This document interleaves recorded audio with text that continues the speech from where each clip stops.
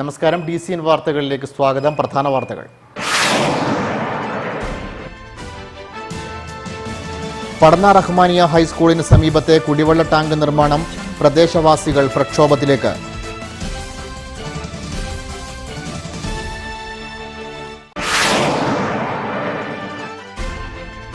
പടന്ന ജലനിധി പദ്ധതിയെക്കുറിച്ചുള്ള കുടിവെള്ള സംരക്ഷണ സമിതിയുടെ ആരോപണം അടിസ്ഥാനരഹിതമാണെന്ന് ഗ്രാമപഞ്ചായത്ത്.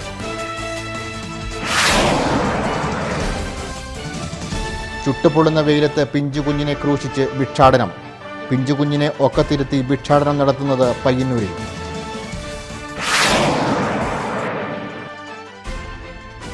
ഏപ്രിൽ 23 ലോക പുസ്തക ദിനമായി ആചരിക്കുമ്പോൾ വർഷങ്ങളുടെ പാരമ്പര്യമുള്ള ഗ്രന്ഥാലയത്തിൽ പുസ്തകങ്ങൾ ചിതലരിച്ച് നശിക്കുന്നു.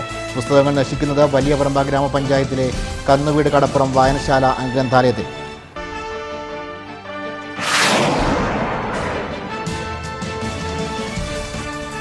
ബൈക്ക് അപകടത്തിൽപ്പെട്ട് ചികിത്സയിലായിരിക്കെ മരണപ്പെട്ട തടിയൻകുവയിലെ P. നൈജുവിന് നാടിന്റെ അന്ത്യാഞ്ജലി. നൂറുകണക്കിന് ആളുകൾ മൃതദേഹത്തിൽ ആദരാഞ്ജലികൾ അർപ്പിച്ചു. വിശദമായ വാർത്തകളിലേക്ക്. പടന്ന റഹ്മാനിയ ഹൈസ്കൂളിന് സമീപത്തെ കുടിവെള്ള ടാങ്ക് നിർമ്മാണം പ്രദേശവാസികൾ പ്രക്ഷോഭത്തിലേക്ക്. കുടിവെള്ള സംരക്ഷണ സമിതിയുടെ പരാതിയിൽ കോടതി നിർദ്ദേശപ്രകാരം Jalanidhi chief executive committee officer ഗ്രാമപഞ്ചായത്ത് ഓഫീസിൽ വിശദീകരണ യോഗം വിളിച്ചു ചേർത്തു. 1972 പടന്ന റഹ്മാനിയ സ്കൂളിന് സമീപത്ത് KC മുഹമ്മദ് കുഞ്ഞി സൗജന്യമായി നൽകിയ 5 സെന്റ് സ്ഥലത്ത് ഗ്രാമപഞ്ചായത്ത് വാട്ടർ അതോറിറ്റിയുടെ കീഴിൽ കിണറും 50,000 ലിറ്റർ ശേഷിയുമുള്ള വാട്ടർ ടാങ്കും നിർമ്മിച്ചത്. പടന്ന, കൈപ്പാട്, മാട്ടുമ്മൽ, കാന്തിലോട്, തെക്കേക്കാട് എന്നീ പ്രദേശങ്ങളിലേക്കാണ് ഇവിടെ നിന്നും കുടിവെള്ളം ലഭ്യമാക്കിയത്. ഒരു വർഷം മുമ്പാണ് ഗ്രാമപഞ്ചായത്ത് ഈ പദ്ധതി ജലനിധിയുടെ കീഴിലേക്ക് മാറ്റിയത്. ആദ്യകാലത്ത് വിരലിലെണ്ണാവുന്ന വീടുകൾ മാത്രമായിരുന്നു വാട്ടർ ടാങ്ക് നിർമ്മിച്ച പ്രദേശത്ത് ഉണ്ടായിരുന്നതെങ്കിൽ ഇപ്പോൾ ഇവിടെ നിരവധി വീടുകളാണ് ഉള്ളത്. ജലനിധിയുടെ കീഴിലേക്ക് കുടിവെള്ള വിതരണ പദ്ധതി മാറ്റിയതോടെ പൊതുടാപ്പുകൾ ഒഴിവാക്കി വീടുകളിലേക്ക് നേരിട്ട് കണക്ഷൻ നൽകുന്ന പ്രവൃത്തിയാണ് നടന്നുവരുന്നത്. ഇതിനായി കുടിവെള്ളം ആവശ്യമുള്ള പ്രദേശങ്ങളിലെ ഗുണഭോക്താക്കളെ ഉൾപ്പെടുത്തി 12ഓളം ഗുണഭോക്തൃ കമ്മിറ്റികൾ ഉണ്ടാക്കിയാണ് പദ്ധതി നടപ്പിലാക്കുന്നത്. വർഷങ്ങളുടെ പഴക്കമുള്ള പടന്നയിലെ വാട്ടർ ടാങ്കിന് സമീപം 55,000 ലിറ്ററോളം ശേഷിയുള്ള പുതിയ ടാങ്ക് നിർമ്മാണം നടന്നുവരികയാണ്. പ്രദേശം ജനനിബിഡമായതോടെ ഈ പ്രദേശത്ത് കുടിവെള്ളത്തിന് ക്ഷാമം നേരിടുകയാണെന്നും പുതിയ ടാങ്ക് നിർമ്മിക്കുന്നതോടെ പ്രദേശത്തെ കുടിവെള്ളക്ഷാമം രൂക്ഷമാവുകയും ചെയ്യുമെന്നാണ് നാട്ടുകാരുടെ ആശങ്ക. അബാൻ ചെയ്യുക എന്നുള്ളത് പഴയ ടാങ്ക് ഞങ്ങളുടെ സമയത്തോടനുബന്ധിച്ചില്ല, പഴയ ടാങ്ക് അബാൻ ചെയ്യുക എന്നുള്ളത് പറഞ്ഞിട്ടുണ്ട്. അപ്പം ഞങ്ങളീ പറഞ്ഞതുപോലെ BC രാമൻ പറഞ്ഞതുപോലെ ഈ 604 കുടുംബങ്ങൾക്ക് കൊടുക്കാൻ ഞങ്ങൾക്ക് സാധ്യമല്ല. അപ്പം ഞങ്ങൾ വെച്ച് ഈ 349 തന്നെ അങ്ങനെ ഉറച്ചു നിൽക്കുന്നു. മാത്രമല്ല 8.25 ഏക്കർ ഉദിനൂർ പ്രദേശത്തുണ്ട്. അവിടെ ശുദ്ധജലം കിട്ടുന്ന സ്ഥലമാണ്. അവിടെ പറയുമ്പോൾ പഞ്ചായത്ത് പ്രസിഡന്റിന് ഭയങ്കരമായ ക്ഷോഭം വരികയാണ്. ഒരു കാരണവശാലും എടുക്കാൻ ഞങ്ങൾ അവിടുത്തെ ആൾക്കാർ സമ്മതിക്കുന്നില്ല. അപ്പം ഞങ്ങൾ അങ്ങോട്ട് തിരിച്ചു ചോദിച്ചു, അതെന്താ ഞങ്ങളോട് ഒരു മൃഗീയമായ സമീപനം, നിങ്ങൾ അവരോട് ഒരു മൃദു സമീപനം, അതിനൊന്നും പഞ്ചായത്തിന് ഉത്തരവല്ല. ഇനി ഇത് ഞങ്ങൾ പറഞ്ഞ ഈ ഡിമാൻഡ് അംഗീകരിച്ചിട്ടില്ല ഞങ്ങൾ ശക്തമായ സമരങ്ങളുമായി മുന്നോട്ട് പോകാൻ ഞങ്ങൾ തയ്യാറാണ്. പഞ്ചായത്ത് പ്രസിഡന്റിൻ്റെ ഇത്രയ്ക്കും ഹീനമായ ഈ നടപടിയിൽ ഞങ്ങൾ ഈ ആക്ഷൻ കമ്മിറ്റി, ഞങ്ങളുടെ ഈ ജലസംരക്ഷണ സമിതി വളരെ നിന്ദ്യമായ രീതിയിൽ കാണുകയാണ് അദ്ദേഹത്തിൻ്റെ ഈ ആക്ഷേപാർഹമായ ഈ സമീപനത്തെ. പ്രദേശവാസികൾ ഇത് സംബന്ധിച്ച് ഗ്രാമപഞ്ചായത്ത് അധികൃതർക്ക് പരാതി നൽകിയെങ്കിലും നടപടി ഉണ്ടായില്ല. ഇതേ തുടർന്ന് കുടിവെള്ള സംരക്ഷണ സമിതി രൂപീകരിച്ച് കലക്ടർക്കും പരാതി നൽകി. കലക്ടറുടെ നിർദ്ദേശപ്രകാരം അന്വേഷണം നടത്തി റിപ്പോർട്ട് സമർപ്പിക്കുകയും ചെയ്തു. ഇതിനിടയിൽ സംരക്ഷണ സമിതി കേരള ഹൈക്കോടതിയിൽ പരാതി നൽകുകയും സംഭവത്തെക്കുറിച്ച് അന്വേഷിച്ച് ജനങ്ങളുടെ ആശങ്കയകറ്റി 6 ആഴ്ചകൾക്കകം റിപ്പോർട്ട് നൽകണമെന്നും കേസ് പരിഗണിച്ച ജസ്റ്റിസ് PR രാമചന്ദ്ര മേനോൻ ബന്ധപ്പെട്ട വകുപ്പ് ഉദ്യോഗസ്ഥർക്ക് നിർദ്ദേശം നൽകി. ഇതുപ്രകാരമാണ് കഴിഞ്ഞ ദിവസം ജലനിധി ചീഫ് എക്സിക്യൂട്ടീവ് ഓഫീസറുടെ നേതൃത്വത്തിൽ ഗ്രാമപഞ്ചായത്ത് അധികൃതരെയും കുടിവെള്ള സംരക്ഷണ സമിതി ഭാരവാഹികളെയും യോഗം വിളിച്ചു ചേർത്തത്. എന്നാൽ ഉദ്യോഗസ്ഥരുടെ വിശദീകരണം തൃപ്തികരമല്ലെന്ന നിലപാടിലാണ് സമിതി ഭാരവാഹികൾ. 40 വർഷത്തിലധികം പഴക്കമുള്ള കിണറും വാട്ടർ ടാങ്കും അപകട ഭീഷണി ഉയർത്തുന്നതായും പഴയ ടാങ്കും പുതിയ ടാങ്കും ഉപയോഗിച്ച് കൂടുതൽ കുടിവെള്ളം വിതരണം ചെയ്യുമ്പോൾ പ്രദേശത്തെ കുടിവെള്ളക്ഷാമം രൂക്ഷമാവുമെന്നും സമിതി ഭാരവാഹികൾ പറഞ്ഞു. ഇതിന്റെ കിണറിന്റെ അകമൊക്കെ പൊട്ടിപ്പൊളിഞ്ഞ് കിടക്കുകയാണ്. അതുപോലെ തന്നെ 16 മീറ്റർ ഉയരത്തിലാണ് പുതിയ ടാങ്ക് പണിതിട്ടുള്ളത്.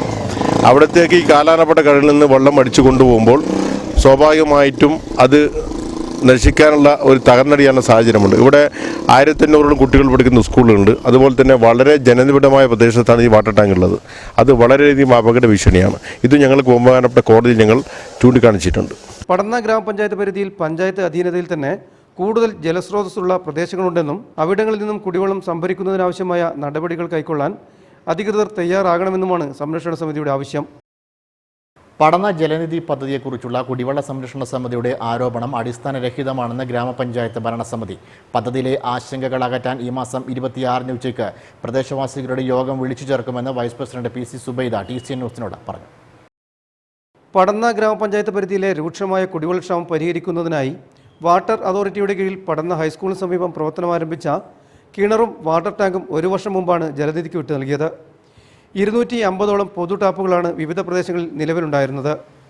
ജലനിധി പദ്ധതിക്കായി വിവിധ പ്രദേശങ്ങളിൽ ഗുണഭോക്താക്കളെ തിരഞ്ഞെടുക്കുകയും 50 രൂപ മെമ്പർഷിപ്പ് വിഹിതവും 2200ഓളം രൂപ ഹൗസ് കണക്ഷൻ ചിലവിലേക്കുമാണ് ഗുണഭോക്താക്കളിൽ നിന്നും ഈടാക്കി വരുന്നത്. അതാത് പ്രദേശങ്ങളിലെ ഗുണഭോക്തൃ സമിതികൾക്കാണ് നടത്തിപ്പ് ചുമതല. പൊതു ടാപ്പുകൾ ഒഴിവാക്കി വീടുകളിലേക്ക് മീറ്റർ പ്രകാരം വെള്ളം വിതരണം ചെയ്യുന്നതോടെ പൈപ്പുകൾ പൊട്ടിയും ടാപ്പുകൾ തുറന്നിട്ടും മറ്റും വെള്ളം പാഴാകുന്നത് തടയാൻ കഴിയുമെന്നുമാണ് ജലനിധി അധികൃതർ പറയുന്നത്. മുൻകാലങ്ങളിൽ ആവശ്യമായത്രയും വെള്ളം പുതിയ പദ്ധതി നടപ്പിലായാൽ വേണ്ടിവരില്ലെന്ന് ഗ്രാമപഞ്ചായത്ത് വൈസ് പ്രസിഡന്റ് PC സുബൈദ പറഞ്ഞു. തെക്കേക്കാട്ടിൽ എന്ന് പറഞ്ഞാൽ തെക്കേക്കാട് വടക്കേക്കാട് പുറത്താള് ഭാഗത്ത് ഒരു ഇറ്റ് വെള്ളം നമുക്ക് സ്രോതസ്സില്ല. അതുകൊണ്ട് തന്നെ നമുക്ക് വെള്ളം കൊടുക്കാൻ പഞ്ചായത്ത് ബാധ്യസ്ഥരാണ്. നിലവിൽ തെക്കേക്കാടും വടക്കേക്കാടും പുറത്താള് ഭാഗത്തുള്ള ആളുകൾ വെള്ളം കൊടുത്തുകൊണ്ടിരിക്കുന്നത് ഈ ഹൈസ്കൂളിൻ്റെ അടുത്തുള്ള വാട്ടർ ടാങ്കിൽ നിന്ന് തന്നെയാണ്. ഹൈസ്കൂളിൻ്റെ അടുത്തുള്ള വാട്ടർ ടാങ്കിൽ നിന്നാണ് നിലവിൽ തെക്കേക്കാട്ടിന് ഇപ്പോഴും വെള്ളം കുടിച്ചുകൊണ്ടേയിരിക്കുന്നത്. അപ്പം അതുകൊണ്ട് തന്നെ ആ തെക്കേക്കാട്ടിൽ നിലവിൽ കൊടുത്തുകൊണ്ടിരിക്കുന്ന ആൾക്കാരെ കൂടി ഇതിൽ ഉൾപ്പെടുത്തണം എന്ന് പഞ്ചായത്ത് ബോർഡ് തീരുമാനിച്ചതിൻ്റെ ഭാഗമാണ് അവിടെ പ്രവൃത്തി തുടങ്ങിയത്. പ്രവൃത്തി എന്ന് പറഞ്ഞു കഴിഞ്ഞാൽ നമ്മളെ പ്രവൃത്തിയാണ് തുടങ്ങിയത്.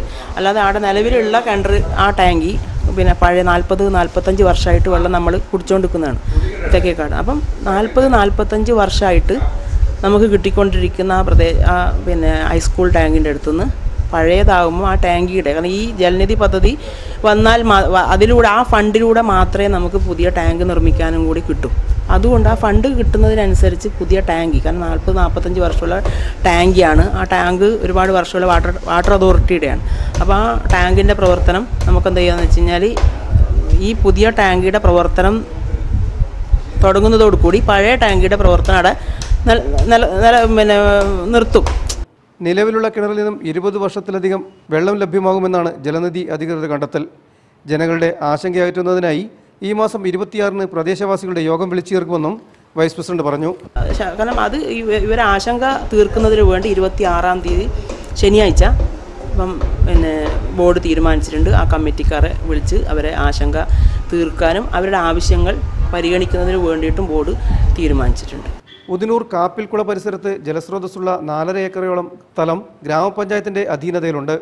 പടന്നയിലേതുകൂടാതെ ഇവിടെ കിണർ നിർമ്മിച്ച് ഗ്രാമപഞ്ചായത്തിനകത്തെ കുടിവെള്ളക്ഷാമത്തിന് പരിഹാരം കണ്ടെത്താൻ കഴിയുമെന്നും കണക്കുകൂട്ടപ്പെടുന്നു.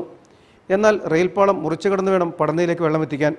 അതിന് റെയിൽവേ അധികൃതരുടെ അനുമതി ആവശ്യമാണ്. പടന്ന ഹൈസ്കൂളിന് സമീപത്തെ കിണറിൽ നിന്നുമുള്ള വെള്ളത്തിനു പുറമെ കാപ്പിൽക്കുള പരിസരത്തു നിന്നുകൂടി വെള്ളമെത്തിക്കാൻ ഗ്രാമപഞ്ചായത്ത് അധികൃതർ സന്നദ്ധമാകണമെന്ന പടന്ന നിവാസികളുടെ ആവശ്യം യാഥാർത്ഥ്യമായാൽ മാത്രമേ വരും വർഷങ്ങളിലെ വരൾച്ചയിൽ നിന്നും ജനങ്ങളെ പൂർണ്ണമായും രക്ഷിക്കാൻ അധികൃതർക്ക് സാധ്യമാവുകയുള്ളൂ. ചുട്ടുപൊള്ളുന്ന വെയിലത്ത് പിഞ്ചു കുഞ്ഞിനെ ക്രൂശിച്ച് ഭിക്ഷാടനം. മുലപ്പാൽ മണം മാറാത്ത കുരുന്ന് വെയിലേറ്റ് തളരുമ്പോഴും കൈവെള്ളയിൽ വീഴുന്ന നാണയത്തുട്ടുകളാണ് സ്ത്രീയുടെ ലക്ഷ്യം. പയ്യന്നൂർ പഴയ സ്റ്റാൻഡിൽ നിന്നുള്ള ഹൃദയഭേദകമായ കാഴ്ച. കൈവെള്ളയിൽ വീഴുന്ന നാണയത്തുട്ടുകളുടെ കനം കൂട്ടാൻ എന്ത് ക്രൂരതയും കാണിക്കുന്നവരാണ് ഭിക്ഷാടകർ. അതിനുള്ള ഉത്തമ ഉദാഹരണമാണ് പയ്യന്നൂർ പഴയ സ്റ്റാൻഡിൽ നിന്നുള്ള ഈ കാഴ്ച. ചുട്ടുപൊള്ളുന്ന വെയിലിൽ ഒക്കത്ത് പിഞ്ചു കുഞ്ഞിനെയും എടുത്താണ് ഈ സ്ത്രീ ഭിക്ഷയാചിക്കുന്നത്. നേരിയ തോർത്തുമുണ്ട് മാത്രമാണ് കുഞ്ഞിൻ്റെ തലയിലിടുന്നത്. സാരിയിൽ ചുറ്റിക്കെട്ടി കുഞ്ഞ് എപ്പോഴും അരയിൽ തന്നെ ഉണ്ടാകും. രാവിലെ ആരംഭിച്ചാൽ ഭിക്ഷാടനം അവസാനിക്കുന്നത് വൈകുന്നേരമാണ്. വേനലിൽ മുതിർന്നവർ പോലും തണൽ തേടി പോകുമ്പോഴാണ് ഈ കുഞ്ഞിനെ ഇത്രയും വലിയ ക്രൂരതയ്ക്ക് ഇരയാക്കുന്നത്. പഴയ സ്റ്റാൻഡിൽ 4 ഭാഗങ്ങളിലുമുള്ള ബസ്സുകളിലേക്കുള്ള ഇവരുടെ നടത്തം പൊരിവെയിലത്താണ്. അപ്പോഴെല്ലാം ഈ കുഞ്ഞ് കനത്ത ചൂട് സഹിക്കണം. സാരിക്കുള്ളിൽ ഒതുങ്ങിയിരുന്ന് കരയാൻ മാത്രമാണ് ഈ കുഞ്ഞിന് സാധിക്കുക. കുഞ്ഞിൻ്റെ അമ്മയാണോ ഇവർ എന്നതിന് ഉറപ്പൊന്നുമില്ല. പലപ്പോഴും കുഞ്ഞുങ്ങളെ മാറ്റിക്കൊണ്ടുവരാറുണ്ടെന്നാണ് സൂചന. അറവുമാടുകളെപ്പോലെ നാണയത്തുട്ടുകൾക്ക് വേണ്ടി സ്വയം ബലിയാടാകാനാണ് ഈ കുഞ്ഞിൻ്റെ വിധി. രാവിലെ മുതൽ വൈകുന്നേരം വരെ പൊരിവെയിലേൽക്കുമ്പോഴും അതിന് എന്തെങ്കിലും ആഹാരമായി കൊടുക്കാറുണ്ടോ എന്നും അറിയില്ല. അമ്മിഞ്ഞപ്പാൽ നുണഞ്ഞ് പിച്ചവച്ചും കുസൃതി കാട്ടിയും കളിച്ചും രസിക്കേണ്ടുന്ന പ്രായത്തിലാണ് ഈ കുഞ്ഞ് വെയിലേറ്റ് വാടി കരയുന്നത്. ഒക്കത്തിരുന്ന് കുഞ്ഞ് കരയാതിരിക്കാൻ മയക്കുമരുന്നും ചാരായവും നൽകാറുണ്ടെന്നും പറയപ്പെടുന്നു. അങ്ങനെ ചെയ്താൽ ഒരുതരം മയക്കത്തിലായിരിക്കും കുഞ്ഞ്. ഈ സ്ത്രീയിൽ നിന്ന് ചില്ലറ ലഭിക്കുന്നു എന്നതിനാൽ ബസ് തൊഴിലാളികൾ ഒന്നും പറയാറില്ല. മനുഷ്യാവകാശ പ്രസംഗം നടത്തുന്നവരും പോലീസ് അധികൃതരും ഇതെല്ലാം കാണുന്നുണ്ടാകും. ഭൂമിയിൽ പിറന്നുപോയി എന്ന ഒറ്റ തെറ്റ് ചെയ്തു പോയ ഈ പിഞ്ചു കുഞ്ഞിനെ ഇത്രയും വലിയ ക്രൂരതയ്ക്കിരയാക്കുമ്പോൾ അതിനെ കണ്ടില്ലെന്നടിക്കുന്നവർക്ക് എന്ത് ബഹുമതിയാണ് നൽകേണ്ടത്? കുഞ്ഞുങ്ങൾക്ക് നേരെ വ്യത്യസ്തങ്ങളായ ക്രൂരതകൾ നിലനിൽക്കുന്ന ഭിക്ഷാടന രംഗത്ത് ശക്തമായ മാഫിയ തന്നെ നിലവിലുണ്ട്. കർശനവും മാതൃകാപരവുമായ നടപടികളാണ് ഇവിടെയും ആവശ്യം. ഏപ്രിൽ 23 ലോക പുസ്തക ദിനമായി ആചരിക്കുമ്പോൾ വർഷങ്ങളുടെ പാരമ്പര്യമുള്ള ഗ്രന്ഥാലയത്തിൽ പുസ്തകങ്ങൾ ചിതലരിച്ച് നശിക്കുന്നു. വലിയപറമ്പ് ഗ്രാമപഞ്ചായത്തിലെ കന്നുവീട് കടപ്പുറം വായനശാല ഗ്രന്ഥാലയത്തിലെ പുസ്തകങ്ങൾക്കാണ് ഈ ദുർഗതി. കടലിനും പുഴയ്ക്കും നടുവിൽ കിലോമീറ്ററുകളോളം നീണ്ടുകിടക്കുന്ന വലിയപറമ്പ ഗ്രാമം. തോണിയെ മാത്രം ആശ്രയിച്ചാണ് മുൻകാലങ്ങളിൽ ഇവർ മറുകരയെത്തി പുറം ലോകവുമായി ബന്ധപ്പെട്ടിരുന്നത്. വൈകുന്നേരമായി കഴിഞ്ഞാൽ പ്രദേശവാസികൾ മുഴുവൻ വീഴണഞ്ഞിരിക്കും. 1956 ഒരു സന്ധ്യാനേരത്ത് കടപ്പുറത്ത് കൂട്ടം കൂടി നിന്നിരുന്ന ചെറുപ്പക്കാരിൽ ചിലരുടെ മനസ്സിലുദിച്ച ആശയമായിരുന്നു ഒരു വായനശാല രൂപീകരിക്കുക എന്നത്. കേവലം ഒരു വായനശാലയായി പ്രവർത്തനം ആരംഭിച്ച് കന്നുവീട് കടപ്പുറത്തിന്റെ സാംസ്കാരിക കേന്ദ്രമായി ഈ സ്ഥാപനം മാറി. 1957 വായനശാല ഗ്രന്ഥാലയമായി മാറി. വലിയപറമ്പ് ഗ്രാമത്തിന്റെ സാംസ്കാരിക സാമൂഹ്യ മണ്ഡലങ്ങളിൽ പുത്തൻ ദിശാബോധം നൽകുന്ന ഒന്നായി കന്നുവീട് കടപ്പുറം വായനശാല. ഗ്രന്ഥശാല സംഘത്തിന്റെ 3200 നമ്പറായി ഇത് രജിസ്റ്റർ ചെയ്യുകയും ചെയ്തു. നാടിന്റെ വിജ്ഞാന വിനോദ മേഖലകളിൽ സജീവ സാന്നിധ്യമായി മാറിയ ഗ്രന്ഥാലയത്തിന്റെ നാശം തുടങ്ങിയത് 10 വർഷങ്ങൾക്ക് മുമ്പായിരുന്നു. പ്രദേശത്തെ 2 പ്രബല രാഷ്ട്രീയ പാർട്ടികൾ ഇത് സ്വന്തമാക്കാൻ നടത്തിയ ശ്രമമാണ് നാശത്തിന് വഴിയൊരുക്കിയത്. ദിനംപ്രതി 25ലധികം വായനക്കാർ ഗ്രന്ഥാലയത്തിലെത്തി പുസ്തകങ്ങൾ എടുത്ത് വായിച്ചിരുന്നതിന്റെ തെളിവുകൾ രജിസ്റ്റർ ബുക്കിൽ കാണാനുണ്ട്. ഗ്രന്ഥാലയത്തെക്കുറിച്ച് അറിഞ്ഞാണ് ലോക പുസ്തക ദിനമായ ഏപ്രിൽ 23 ഉച്ചയോടെ ഞങ്ങൾ കന്നുവീട് കടപ്പുറത്തെത്തിയത്. ഒരു പ്രദേശത്തിന്റെ സംസ്കാരത്തിന്റെ ഭാഗമാകേണ്ട ഗ്രന്ഥാലയത്തിന്റെ ഓടുകൾ തകർന്ന് പഴകിയ കെട്ടിടമടക്കം പൊളിഞ്ഞു വീഴാറായ കാഴ്ചയാണ് ഞങ്ങളെ വരവേറ്റത്. ആർക്കും തള്ളിയാൽ തുറക്കാവുന്ന വാതിൽ തുറന്ന് അകത്തെത്തിയപ്പോൾ പുസ്തകങ്ങൾ മരിച്ച് മണ്ണടിഞ്ഞു കിടക്കുന്ന അവസ്ഥ ഞങ്ങൾക്ക് നേരിട്ട് കാണാൻ കഴിഞ്ഞു. തുറന്നു കിടക്കുന്ന അലമാരികൾക്കുള്ളിലും നിലത്തുമായി വാരി വലിച്ചെറിഞ്ഞ നിലയിൽ അത്യപൂർവങ്ങളായ പുസ്തകങ്ങളടക്കം ചിതലരിച്ചു കിടക്കുന്ന കാഴ്ച ഏതൊരു പുസ്തക സ്നേഹിയുടെയും ഹൃദയം ഭേദിക്കുന്ന ഒന്നായിരുന്നു. കെട്ടിടത്തിന് ചുറ്റും വീടുകളുണ്ടെങ്കിലും അപരിചിതരായ ഞങ്ങളോട് എന്താണ് കാര്യമെന്ന് അന്വേഷിക്കാൻ പോലും ആരും വന്നില്ല. പാമ്പുകളും പഴുതാരകളും ഇഴഞ്ഞു നടക്കുന്ന മുറിക്കുള്ളിൽ വിശ്വവിഖ്യാത സാഹിത്യകാരന്മാരുടെ അടക്കമുള്ള പുസ്തകങ്ങൾ ദൈന്യമായി നിലവിളിക്കുന്നു. പുസ്തകത്തെ സ്നേഹിക്കുന്ന, വായനയെ ഇഷ്ടപ്പെടുന്ന ഒരാളെങ്കിലും ഈ പ്രദേശത്തുണ്ടെങ്കിൽ നശിച്ചുപോയിക്കൊണ്ടിരിക്കുന്നവയിൽ നല്ലവ തിരഞ്ഞെടുത്ത് സമീപത്തെ സ്കൂളുകളിലെ ഗ്രന്ഥാലയങ്ങളിൽ എത്തിച്ച് രക്ഷപ്പെടുത്താൻ തയ്യാറാകുമെന്നാണ് ഞങ്ങളുടെ പ്രതീക്ഷ. വായനയുടെ പ്രാധാന്യം വിളിച്ചോതി ലോകം മറ്റൊരു പുസ്തക ദിനം കൂടി ആഘോഷമാക്കി മാറ്റുമ്പോൾ തൃക്കരിപ്പൂർ കന്നുവീട് കടപ്പുറം വായനശാല ഗ്രന്ഥാലയത്തിനകത്ത് നിന്നും ഞങ്ങൾ പകർത്തിയ ദൃശ്യങ്ങളാണിവ. ക്യാമറമാൻ സാക്കിറേജിയുടെ ദൃശ്യങ്ങൾക്കൊപ്പം Prakashan Payyanur, TCN news. Bike അപകടത്തിൽപ്പെട്ട് ചികിത്സയിലായിരിക്കെ മരണപ്പെട്ട തടിയൻകുവലിലെ പി നൈജുവിന് നാടിൻ്റെ അന്ത്യാഞ്ജലി. നൂറുകണക്കിന് ആളുകളാണ് മൃതദേഹത്തിൽ ആദരാഞ്ജലികൾ അർപ്പിക്കാൻ എത്തിയത്. കഴിഞ്ഞ 16-ാം തീയതിയാണ് നൈജുവിന് വാഹനാപകടത്തിൽ പരിക്കേറ്റത്. ഈ മാസം 16-ന് ഉച്ചയ്ക്ക് കാഞ്ഞങ്ങാടിനടുത്ത് ദേശീയപാതയിൽ പുല്ലൂരിൽ വെച്ച് സിമൻറ്റ് കയറ്റി വന്ന ലോറിയുമായി നൈജു സഞ്ചരിച്ച ബൈക്ക് കൂട്ടിയിടിക്കുകയായിരുന്നു. അപകടത്തിൽ തലയ്ക്ക് ഗുരുതര പരിക്കേറ്റ യുവാവ് മംഗലാപുരം ആശുപത്രിയിലും പിന്നീട് കണ്ണൂർ ആശുപത്രിയിലും ചികിത്സയിലായിരുന്നു. കമ്പ്യൂട്ടർ UPS വിതരണ കമ്പനിയുടെ കണ്ണൂർ, കാസർഗോഡ് ജില്ലകളിലെ ടെക്നീഷ്യനായിരുന്നു നൈജു. ഗവൺമെൻറ് പോളിടെക്നിക്കിനടുത്ത പെർഫെക്റ്റ് ടൈലേഴ്സ് ഉടമ തടിയൻകോവിലെ VM നാരായണൻ്റെയും P പുഷ്പയുടെയും മകനാണ് നൈജു. 25 വയസ്സായിരുന്നു. ഏക സഹോദരി ഷാനി കാഞ്ഞങ്ങാട് നിത്യാനന്ദ പോളിടെക്നിക് കോളേജിൽ അധ്യാപികയാണ്. അമ്പലത്തറ പോലീസ് മേൽനടപടികൾ സ്വീകരിച്ച് മൃതദേഹം പരിയാരം മെഡിക്കൽ കോളേജിൽ പോസ്റ്റ്മോർട്ടത്തിന് ശേഷം ഉച്ചയോടെ നാട്ടിലെത്തിച്ചു. നൂറുകണക്കിന് ആളുകളാണ് നൈജുവിൻ്റെ മൃതദേഹത്തിൽ ആദരാഞ്ജലികൾ അർപ്പിക്കാൻ എത്തിയത്. വൈകുന്നേരത്തോടെ തടിയൻകുവലിൽ മൃതദേഹം സംസ്കരിച്ചു. വടംവലി മത്സരത്തിന് വേണ്ടി ഭാരം കൂട്ടുകയും കുറയ്ക്കുകയും ചെയ്യാൻ കളിക്കാർ ചില വിദ്യകൾ കാട്ടാറുണ്ട്. പക്ഷേ അരമണിക്കൂറിനുള്ളിൽ ശരീരത്തെ വല്ലാതെ പീഡിപ്പിച്ച് നടക്കുന്ന ഇത്തരം വേലകൾ ആരോഗ്യത്തിന് വലിയ പ്രശ്നം സൃഷ്ടിക്കുമെന്ന് മിക്ക കളിക്കാർക്കും അറിയില്ല.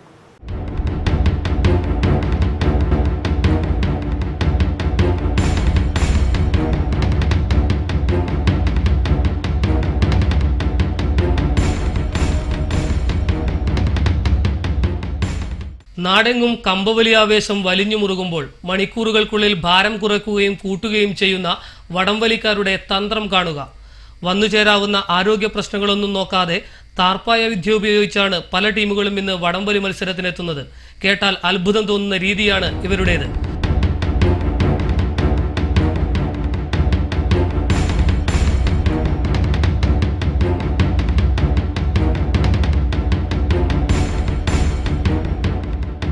വടംവലി മത്സരത്തിനായി സംഘാടകർ ഒരു ഭാരം നിശ്ചയിക്കും. ടീമിലെ 7 പേരുടെയും ഭാരം ചേർത്തായിരിക്കും ഇത്. പലപ്പോഴും 440ഉം 450 കിലോയും ഒക്കെയായിരിക്കും ഇത്. എന്നാൽ പല ടീമുകളിലെയും കളിക്കാരുടെ ഭാരം കൂട്ടി നോക്കിയാൽ ഇതിനേക്കാൾ 30ഉം 40ഉം കിലോ കൂടുതലായിരിക്കും. ഇതുകാരണം മത്സരത്തിൽ നിന്ന് പിന്മാറാനോ ടീമിലെ കരുത്തരായ താരങ്ങളെ മാറ്റി നിർത്താനോ വടംവലിക്കാർ തയ്യാറല്ല. ഇതിനായി കണ്ടെത്തിയതാണ് ഭാരം കുറയ്ക്കാനുള്ള താർപ്പായ വിദ്യ. മത്സരത്തിന് മണിക്കൂറുകൾക്ക് മുൻപ് തന്നെ ഇതിനായുള്ള പരിശ്രമങ്ങൾ തുടങ്ങുന്നു. പൊരുവെയിലിൽ താർപ്പായ കൊണ്ട് മൂടി അതിനുള്ളിൽ കളിക്കാർ ഇരിക്കുന്നതാണ് ഇതിന്റെ പ്രധാന ഘട്ടം. ഇത് കുറയ്ക്കേണ്ട ഭാരത്തിനനുസരിച്ച് മണിക്കൂറുകൾ നീളും. വെയിലില്ലെങ്കിൽ താർപ്പായക്കുള്ളിൽ മെഴുകുതിരി കത്തിച്ചു വയ്ക്കുമത്രേ. ഇതിനുള്ളിൽ നിന്നും പുറത്തു വന്നാൽ അല്പസമയം ഓട്ടവും എക്സസൈസുകളുമുണ്ട്. ഇടയ്ക്കിടെ തൂക്കം നോക്കിക്കൊണ്ടേയിരിക്കും. മത്സരം നടക്കുന്ന സ്ഥലത്തു നിന്നും മാറിയാണ് ഇതെല്ലാം ചെയ്യുന്നത്. ഒടുവിൽ മത്സരത്തിനാവശ്യമായ തൂക്കത്തിലേക്ക് എത്തിയാൽ നേരെ മത്സര സ്ഥലത്തെത്തി തൂക്കം നൽകുകയാണ് പതിവ്. ഇങ്ങനെ മണിക്കൂറുകൾക്കുള്ളിൽ ഒരാളുടെ ഭാരത്തിൽ 7 കിലോ വരെ കുറയ്ക്കാനാകുമെന്നാണ് വടംവലിക്കാർ പറയുന്നത്. മത്സരത്തിനായി തൂക്കം നൽകി സീൽ വച്ചാൽ പിന്നെ നേരെ ഹോട്ടലിലേക്കാണ്. മത്സരം തുടങ്ങുമ്പോഴേക്കും വയറ് നിറച്ച് ഭാരം പൂർവ്വസ്ഥിതിയിലേക്ക് എത്തിക്കുകയും ചെയ്യും.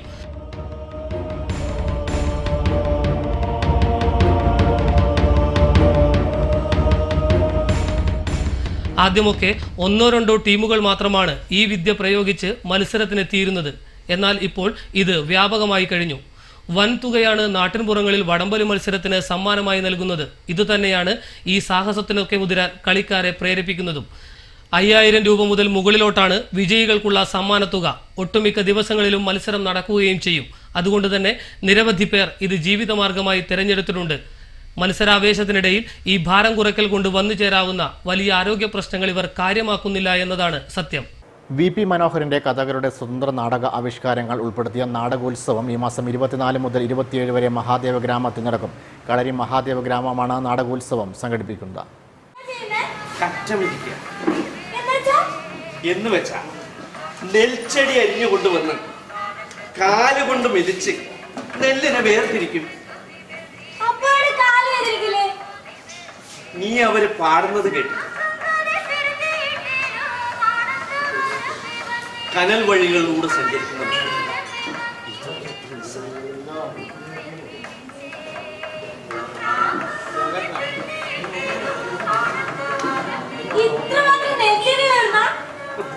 കൊയ്ത്ത് കഴിഞ്ഞ പാടങ്ങളാ ഇതൊക്കെ.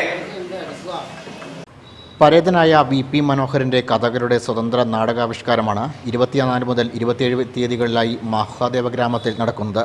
ബൈസിക്കിൾ തീവ്സ്, ഒസ്യത്ത്, മച്ചിലെ ഭഗവതി എന്നീ നാടകങ്ങളാണ് നാടകോത്സവത്തിൻ്റെ ഭാഗമായി അരങ്ങിലെത്തുക. സാമൂഹിക പ്രശ്നങ്ങൾ കൈകാര്യം ചെയ്യുന്ന നാടകങ്ങൾ ഉൾപ്പെടുത്തിയ നാടകോത്സവം വേറിട്ട അനുഭവമാക്കാനുള്ള ഒരുക്കത്തിലാണ് സംഘാടകരായ കളരി മഹാദേവ ഗ്രാമം. 24-ന് രാത്രി 8 മണിക്ക് കിരൺ സംവിധാനം നിർവഹിച്ച ബൈസിക്കിൾ തീവ്സ് അവതരിപ്പിക്കും. 25-ന് പപ്പൻ കാമ്പറത്ത് സംവിധാനം ചെയ്ത ഒസ്യത്തും 26-ന് KU മണി ഒരുക്കിയ മച്ചിലെ ഭഗവതിയും അരങ്ങേറും. VP മനോഹരൻ്റെ ചെറുകഥകൾ നാടക രൂപാന്തരം നിർവഹിച്ചത് KU മണിയാണ്. മധു ഒറിജിനാണ് കലാസംവിധാനം. 24-ന് വൈകുന്നേരം 7 മണിക്ക് സിനിമാ സംവിധായകൻ കമൽ നാടകോത്സവത്തിൻ്റെ ഉദ്ഘാടനം നിർവഹിക്കും. മധു കൈതപ്രം, പ്രൊഫസർ M രാജീവൻ, സിന്ധു കിഴക്കാനി തുടങ്ങിയവർ വിവിധ ദിവസങ്ങളിലായി നാടകോത്സവത്തിൽ എത്തും. പ്രധാന വാർത്തകൾ വീണ്ടും. പടന്ന റഹ്മാനിയ ഹൈസ്കൂളിന് സമീപത്തെ കുടിവെള്ള ടാങ്ക് നിർമ്മാണം പ്രദേശവാസികൾ പ്രക്ഷോഭത്തിലേക്ക്.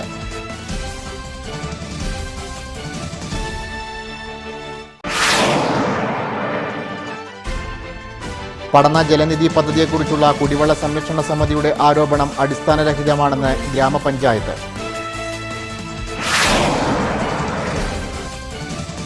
ചുട്ടുപൊള്ളുന്ന വെയിലത്ത് പിഞ്ചുകുഞ്ഞിനെ ക്രൂശിച്ച് ഭിക്ഷാടനം. പിഞ്ചുകുഞ്ഞിനെ ഒക്കത്തിരുത്തി ഭിക്ഷാടനം നടത്തുന്നത് പയ്യന്നൂരിൽ.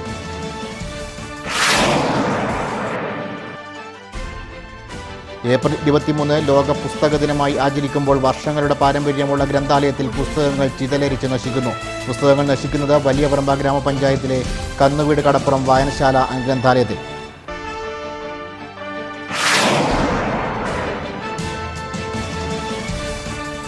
ബൈക്ക് അപകടത്തിൽപ്പെട്ട് ചികിത്സയിലായിരിക്കെ മരണപ്പെട്ട തടിയൻകുവയിലെ P നൈജുവിന് നാടിന്റെ അന്ത്യാഞ്ജലി. നൂറുകണക്കിന് ആളുകൾ മൃതദേഹത്തിൽ ആദരാഞ്ജലികൾ അർപ്പിച്ചു. ഈ വാർത്തകൾ കഴിയുന്നു. നമസ്കാരം.